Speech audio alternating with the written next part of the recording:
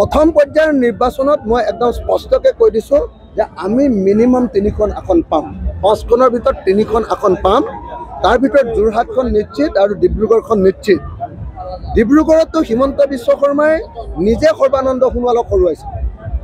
হিমন্ত বিশ্ব শৰ্মাই গোটেই MLA বিলাকক কৈ নিষ্ক্ৰিয় কৰি দিছে, কোনেও কাম কৰা নাই। তো হিমন্ত বিশ্ব শৰ্মাই নিজে হৰুৱাবৰ কাৰণে সৰ্বানন্দ সোণোৱালক ডিব্ৰুগড়লৈ লৈ গৈছে। এবাৰ সৰ্বানন্দ সোণোৱালে ইলেকশ্যনৰ পাছত কান্দিব লাগিব। সৰ্বানন্দ সোণোৱাল খতম। হিমন্ত বিশ্ব শৰ্মাৰ কাৰচাজিত পৰি সৰ্বানন্দ সোণোৱাল খতম। আনহাতে যোৰহাটত এনেকুৱা অৱস্থা হৈছে যে হিমন্ত বিশ্ব শৰ্মাই ইলেকশ্যনৰ পাছত হিমন্ত বিশ্ব শৰ্মাই যোৰহাটৰ কাৰণে কান্দিব লাগিব। হিয়া ঢাকুৰি ঢাকুৰি হিমন্তই কান্দিব, হায়ৈ মোক অসমীয়া মানুহে এৰিলৈ, খিলঞ্জীয়া মানুহে এৰিলৈ। সদায় তেওঁ খিলঞ্জীয়াৰ চৰ্দাৰ বুলি কৈ থাকে নে নাই? সব উজনি অসমৰ খিলঞ্জীয়া মানুহে এবাৰ বিজেপিক এৰি দিলে। আপোনালোকে চাব যে যোৰহাটৰ ইলেকশ্যনৰ পাছত হিমন্তই মাটিত বাগৰি বাগৰি কান্দিব। আপোনালোকে দেখিবলৈ নাপাবও পাৰে, ঘৰত কান্দিবতো, ঘৈণীয়েকৰ আগত কান্দিব, আমি দেখিবলৈ নাপাবও পাৰোঁ। কিন্তু হিমন্তই এইবাৰ কন্দাটো খাটাং। প্ৰথম পৰ্যায়ৰ নিৰ্বাচনত মই একদম স্পষ্টকৈ কৈ দিছোঁ যে আমি মিনিমাম 3খন আসন পাম। 5খনৰ ভিতৰত 3খন আসন পাম।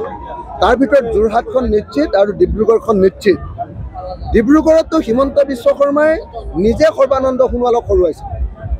হিমন্ত বিশ্ব শৰ্মাই গোটেই MLA বিলাকক কৈ নিষ্ক্ৰিয় কৰি দিছে, কোনেও কাম কৰা নাই। তো হিমন্ত বিশ্ব শৰ্মাই নিজে হৰুৱাবৰ কাৰণে সৰ্বানন্দ সোণোৱালক ডিব্ৰুগড়লৈ লৈ গৈছে। এবাৰ সৰ্বানন্দ সোণোৱালে ইলেকশ্যনৰ পাছত কান্দিব লাগিব। সৰ্বানন্দ সোণোৱাল খতম। হিমন্ত বিশ্ব শৰ্মাৰ কাৰচাজিত পৰি সৰ্বানন্দ সোণোৱাল খতম।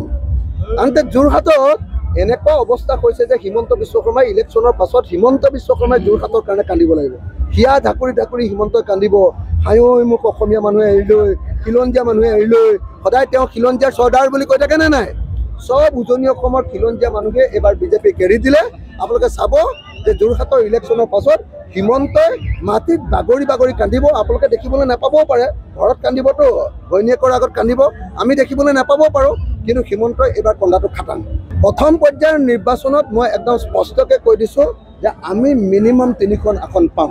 5খনৰ ভিতৰত 3খন আসন পাম। তাৰ ভিতৰত যোৰহাটখন নিশ্চিত আৰু ডিব্ৰুগড়খন নিশ্চিত। ডিব্ৰুগড়তো হিমন্ত বিশ্ব শৰ্মাই নিজে সৰ্বানন্দ সোণোৱালক হৰুৱাইছে। হিমন্ত বিশ্ব শৰ্মাই গোটেই MLA বিলাকক কৈ নিষ্ক্ৰিয় কৰি দিছে, কোনেও কাম কৰা নাই। তো হিমন্ত বিশ্ব শৰ্মাই নিজে হৰুৱাবৰ কাৰণে সৰ্বানন্দ সোণোৱালক ডিব্ৰুগড়লৈ লৈ গৈছে। এবাৰ সৰ্বানন্দ সোণোৱালে ইলেকশ্যনৰ পাছত কান্দিব লাগিব। সৰ্বানন্দ সোণোৱাল খতম। হিমন্ত বিশ্ব শৰ্মাৰ কাৰচাজিত পৰি সৰ্বানন্দ সোণোৱাল খতম। আনহাতে যোৰহাটত এনেকুৱা অৱস্থা হৈছে যে হিমন্ত বিশ্ব শৰ্মাই ইলেকশ্যনৰ পাছত হিমন্ত বিশ্ব শৰ্মাই যোৰহাটৰ কাৰণে কান্দিব লাগিব। হিয়া ঢাকুৰি ঢাকুৰি হিমন্তই কান্দিব, হায়ৈ মোক অসমীয়া মানুহে এৰিলৈ, খিলঞ্জীয়া মানুহে এৰিলৈ। সদায় তেওঁ খিলঞ্জীয়াৰ চৰ্দাৰ বুলি কৈ থাকে নে নাই? সব উজনি অসমৰ খিলঞ্জীয়া মানুহে এবাৰ বিজেপিক এৰি দিলে। আপোনালোকে চাব যে যোৰহাটৰ ইলেকশ্যনৰ পাছত হিমন্তই মাটিত বাগৰি বাগৰি কান্দিব। আপোনালোকে দেখিবলৈ নাপাবও পাৰে, ঘৰত কান্দিবতো, ঘৈণীয়েকৰ আগত কান্দিব, আমি দেখিবলৈ নাপাবও পাৰোঁ। কিন্তু হিমন্তই এইবাৰ কন্দাটো খাটাং।